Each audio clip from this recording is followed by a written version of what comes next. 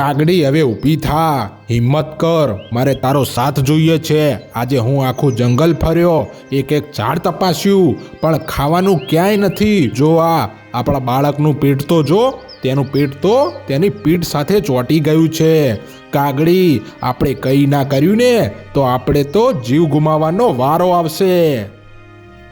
સાંભળો, મને માફ કરજો, પણ મારામાં હવે ઉડવાની સહેજ પણ શક્તિ નથી રહી। છેલ્લા 3 દિવસથી માત્ર પાણી પીને બેઠી છું, શરીર સાથ નથી આપતું। મને ક્યારેક વિચાર આવે છે કે શું આપણું નસીબ ક્યારે નહીં બદલાય? શું આપણે આખી જિંદગી આવી જ ગરીબમાં સબડવાનું છે? આપણા ભાગ્યને દોષ આપવાનો હવે કોઈ ફાયદો નથી। આપણી કિસ્મત જ કાળી લખાઈ છે। હવે બેસી રહેવાથી પેટ નહીં ભરાય। ચાલ, આપણે મજૂરીએ લાગવું પડશે। આજે શહેરના પેલા ગંદા કચરાના ઢગલામાં જઈને ફાફા મારવા પડશે। ત્યાં ગંદકી અને દુર્ગંધ તો બહુ હશે, પણ કદાચ કોઈનો અડધો રોટલો કે ટુકડો મળી જાય એઠો, તો આપણા બચ્ચાનું પેટ ભરાય અને આપણા બચ્ચાનો જીવ બચી જાય। ચાલ કાગડી, ચાલ હવે। બેટા, તું હિંમત ના હારતો, તારી માં હજુ જીવતી છે। અમે અત્યારે જ જઈએ છીએ અને ગમે ત્યાંથી તારા માટે ખાવાનું લઈને જ આવીશું। તું બસ થોડી રાહ જો, અમે હમણાં જ તારા માટે કંઈક લઈને પાછા આવીએ છીએ। કાગડી મનમાં એક નવી આશા લઈને કાગડા સાથે ખોરાકની શોધમાં નીકળી પડે છે। ઉડતા ઉડતા જંગલની છેવાડે, જ્યાં ચારે બાજુ ગંદકી અને અસહ્ય દુર્ગંધ ફેલાયેલી છે। ભૂખના લીધે લાચાર કાગડો અને કાગડી ત્યાં પડેલો કચરો ફફોસવા લાગે છે।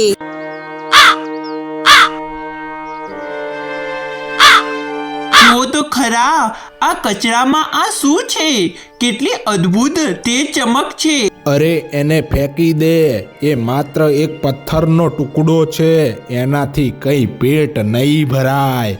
કાગડી, તું આ નકામી વસ્તુમાં સમય ના બગાડ અને કંઈક ખાવાનું શોધ, નહીતર સાંજ સુધીમાં આપણે મોતને ભેટવાનો વારો આવશે। ના, આ પથ્થર નથી, આ તો પેલી જાદુઈ પેટી છે જે માણસો આખો દિવસ પોતાની પાસે રાખે છે। મેં માણસોની વાતો સાંભળી છે કે જો આમાં તમે વિડીયો બનાવીને મૂકો અને એ વાયરલ થઈ જાય ને તો પછી ઘણું નામ મળે છે અને સાથે પૈસા પણ આવે છે। આ આપણી ગરીબી દૂર કરવાનો રસ્તો હોઈ શકે છે।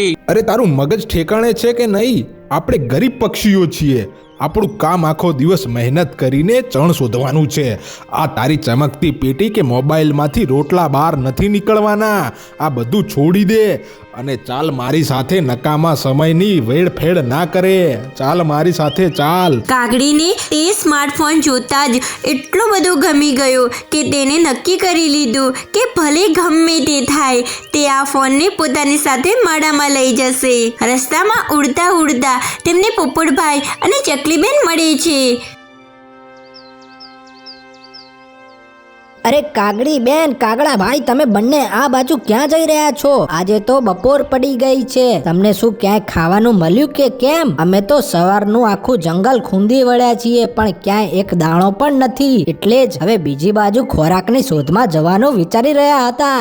અરે પોપટભાઈ, અમને ખાવાનું તો ક્યાંય ના મળ્યું, પણ જુઓ, મને રસ્તામાંથી આ અનોખી વસ્તુ મળી છે। આ એ જ વસ્તુ છે જે માણસો પાસે હોય છે અને તે આખો દિવસ આમાં જ જોયા કરે છે। જુઓ, ભલે આ થોડી તૂટેલી છે પણ હજુ ચાલુ છે। આમાં કંઈક જાદુ તો ચોક્કસ જ છે। અરે વાહ કાગડી બેન, આ તો પેલો કિંમતી સ્માર્ટફોન છે જે માણસો વાપરતા હોય છે। પણ કાગડી બેન, તમે આનું કરશો શું? આ તો પક્ષીઓના કામની વસ્તુ નથી, આ તો બધું માણસોના કામની અને એમના મનોરંજનની વસ્તુ છે। આપણે આ તૂટેલા ફોનનું શું કામ? તમે આ કેમ લઈને આવ્યા છો એ તો કહો। હા પોપટભાઈ, મેં પણ એવું જ સાંભળ્યું છે કે આ સ્માર્ટફોનમાં આપણી વાતો રેકોર્ડિંગ કરીને વિડીયો બનાવી શકાય છે। જો આ વિડીયો લોકો સુધી પહોંચે અને તેમને ગમી જાય ને તો આપણું ભાગ્ય બદલાઈ શકે છે।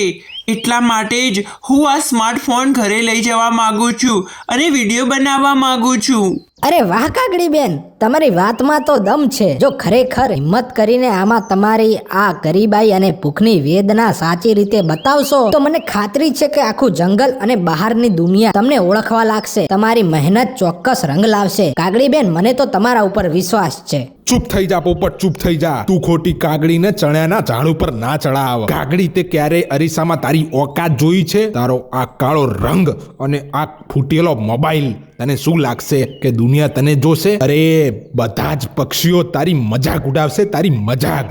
આ પોપટની વાતોમાં ના આવે. અલે કાગડી, આ પેટ ભરવાનું કંઈક વિચાર, કંઈક પેટ ભરવાનું વિચાર. મને તો મારા પેટની પડી છે એટલે હું તો આ ચાલ્યો. તારે જે કરવું હોય તે કર. કાગડો ખૂબ જ હતાશ હતો અને ગુસ્સામાં પણ હતો, કારણ કે આખો દિવસ મહેનત કરવા છતાંય ક્યાંય ખાવાનું મળ્યું ન હતું. તેને કાગડીની આ વાત જરાય ગળે નહોતી ઉતરી રહી, એટલે તે કોઈનું પણ સાંભળ્યા વગર કડવા વેને બોલીને ત્યાંથી એકલો જ ઉડી જાય છે. કાગડી બહેન, તમે કાગડાભાઈની વાતો સાંભળીને જરાય હિંમત ના હારશો. દુનિયા તો કહેતી હોય, પણ તમે જે રસ્તો પકડ્યો છે એમાં આગળ વધો. એકવાર પૂરો પ્રયત્ન તો કરી જુઓ. જે પરિણામ આવશે તે જોઈ લેવાશે. ઈશ્વર પર ભરોસો રાખો, તમારી મહેનત એડ નહીં જાય. કાગડી હવે એકલી પડી હતી, પણ તેના મનમાં કંઈક મોટું અને અલગ જ કરી બતાવવાનો વિચાર ચાલી રહ્યો હતો. ધીમે ધીમે રાત વધતી ગઈ અને આખું જંગલ ગાઢ નિંદ્રામાં પોઢી ગયું હતું. ચારે બાજુ શાંતિ હતી, પરંતુ કાગડીના ઘરે હજુ પણ લાઈટ ચાલુ હતી. તેની પાછળનું કારણ એ હતું કે કાગડી પોતાની ભૂખ અને થાક ભૂલીને આખી રાત જાગતી રહી અને મોબાઈલમાં વિડીયો બનાવવાની મથામણ કરતી રહી. ક્યારેક જૂનો મોબાઈલ હોવાથી હેંગ થઈ જતો, તો ક્યારેક અચાનક બંધ થઈ જતો. આ સંઘર્ષમાં ક્યારેક સવાર પડી ગઈ તેની તેને ખબર પણ ના રહી. સવાર પડતા જ કાગડો જાગે છે ત્યારે કાગડી હજુ પણ એ જ હાલતમાં હતી. હજુય તે આ વરગાળ મૂક્યો નથી? તે તારી આખી રાત આ નકામી વસ્તુ પાછળ બગાડી. તમે આટલા ગુસ્સે ના થાઓ, મારી વાત તો સાંભળો. બસ આ વિડીયો પૂરો થવા જ આવ્યો છે. એકવાર આ બની જાય પછી તમે જે કહેશો ને એ હું કરીશ. બસ આ છેલ્લી વાર મારી મદદ કરો.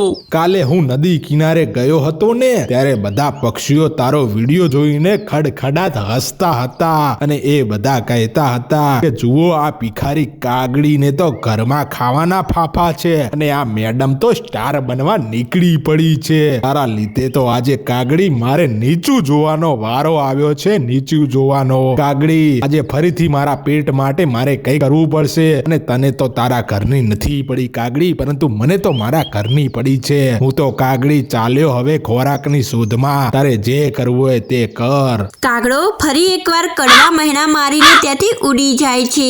કાગડીની આંખોમાં ઊંઘ હતી, પણ મનમાં મક્કમતા હતી. તેને વિશ્વાસ હતો કે આ સોશિયલ મીડિયાનો જમાનો છે. સાંજનો સમય થાય છે, સૂરજ આથમી રહ્યો હતો. કાગડો આખો દિવસ મજૂરી કરીને થાકેલો અને ખાલી હાથે પાછો ફરે છે, પણ પોતાના માળા પાસે પહોંચતા જ તે દ્રશ્ય જોઈને સ્તંભ થઈ જાય છે. માળામાં અનાજના ઢગલા પડ્યા હતા અને કાગડી પાસે તેની મહેનતની કમાણીના પૈસા પણ હતા. કાગડી, આ બધું શું છે અને આટલું બધું અનાજ તું ક્યાંથી લાવી? જુઓ, આ એ જ પાગલપનની કમાણી છે જેને તમે નકામી સમજતા હતા. જે વિડીયો જોઈને આખી દુનિયા હસતી હતી, એ જ વિડીયો આજે વાયરલ થઈ ગયો છે. લોકોએ આપણી મજાક નથી ઉડાવી, પણ આપણી વેદના અને આપણી સ્થિતિ જોઈ છે. અને આ અનાજ અને મદદ મને એના બદલા મળી છે. કાગડી, મને માફ કરી દે. હું સમાજના ડરથી તારો દુશ્મન બની ગયો હતો. મેં તને બહુ કડવું કહ્યું, પણ તે સાબિત કરી નાખ્યું કે ગરીબાઈ દૂર કરવા માટે હિંમત તો કરવી જ જોઈએ. તમે ભલે મને કડવા મહેણા માર્યા, પણ જ્યારે પેટમાં ખાવા માટે એક દાણો ના હોય અને બાળકો ભૂખ્યા હોય, ત્યારે જે દુઃખ થાય છે એ મને ખબર હતી. મારે એ દુઃખ દૂર કરવું હતું. હવે આપણને કોઈ ભિખારી કે ગરીબ કહીને નહીં હસાવે, કારણ કે હવે આપણી પાસે આપણી મહેનતનું ફળ છે. હા કાગડી, તે આજે મારું માથું ગર્વથી ઊંચું કરી દીધું છે. હવે તારે જે કરવું હોય તે કર. હું હંમેશા તારી સાથે જ છું.